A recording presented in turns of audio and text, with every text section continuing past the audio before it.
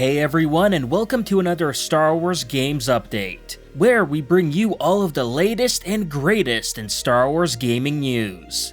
For today, we're going to be looking at both new and old, like some of the bigger stories that have popped up in the Star Wars gaming space in the past several days, especially some of which we may have missed out on due to everyone's attention mainly now being recently on the Bad Batch. That said, we do have some interesting news stories to cover as well, including even an update to the Mandalorian Xbox game leak. And before we get into any of that, a quick reminder that if you do like these type of videos, then be sure to give it a like to show your support for this update series and the content within it. With that out of the way, let's get into it.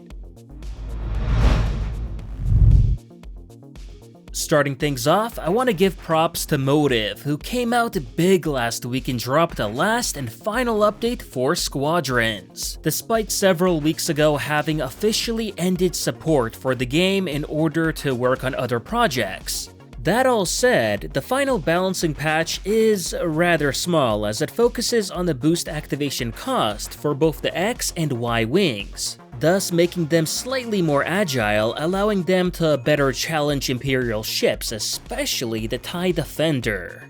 Now, granted, this patch isn't perfect by any means, and if I'm being honest, still leaves a lot to be desired. But just the fact that Motive did come back with something after ending support for the game, well, that alone means a lot.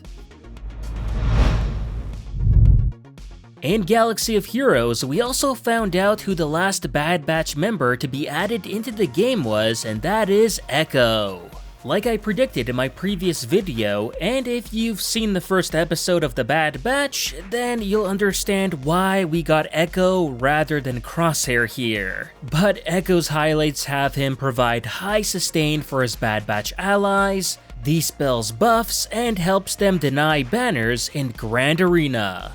Now, as for his abilities, his basic ability is called Daring Defense, where he deals physical damage to a target enemy and grants defense up and evasion up for 2 turns to the weakest clone ally who doesn't have them. As for specials, his first special ability is One Step Ahead, where he inflicts buff immunity to a target enemy for 2 turns. He then dispels all debuffs and can call a clone ally to assist.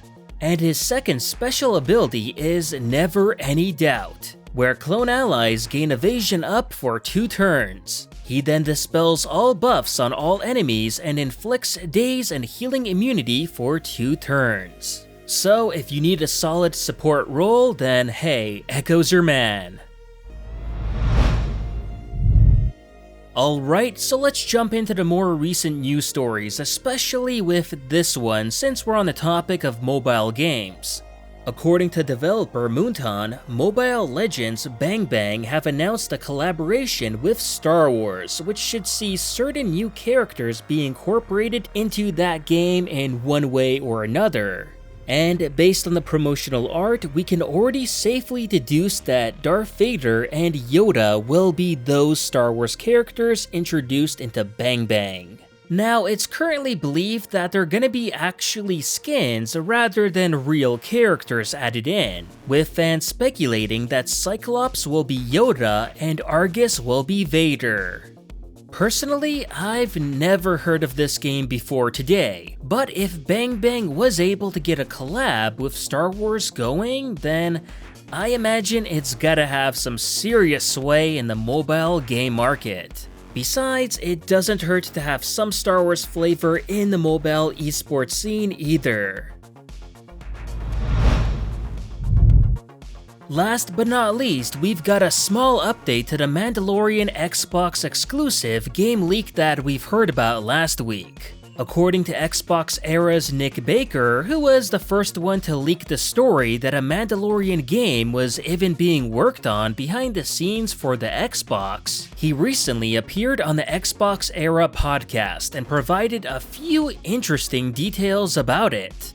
Firstly, he said that there's a possibility he believes that the Xbox game studio who's working on it may surprisingly be ZeniMax Online Studios, who's best known for making The Elder Scrolls Online and some additional work for Fallout 76. So suffice to say, if it really is ZeniMax, then they have some pretty good experience working on open world games, which is certainly an element that I'm sure many people want to see in a Mandalorian type of game. Nick also went on to say that ZeniMax have recently been hiring people who've previously already made Star Wars games before too, with him saying that these same people now joining ZeniMax have either worked on Jedi Fallen Order and Battlefront 2. So if this turns out to be the case, then yeah, I'm starting to have a little bit more faith that this game may actually turn out to be good. Just a bit of a shame that we'll have to wait quite a while until we actually get to see anything about it, but by then, well, who knows, the Mandalorian show might even be over too. So if anything, by then, they're gonna have a lot of source material to use for the game. Finally, Nick on the podcast also mentioned that a High Republic game had also been pitched to Disney and Lucasfilm, but right now that's still up in the air on whether that's gonna get picked up or not. And honestly, hopefully it does, because there's nothing wrong with more Star Wars games, and yeah, I definitely wouldn't mind seeing the High Republic explored more than just novels and comics. And that will do it for this Star Wars Games update. As always, if you enjoyed this video, please like, share it, and subscribe to the channel to not only support it, but to keep up with Star Wars news, gaming, and canon lore released every week. And consider following me on Twitter and Facebook to never miss out on the latest Star Wars content. Thanks for watching, and may the Force be with you.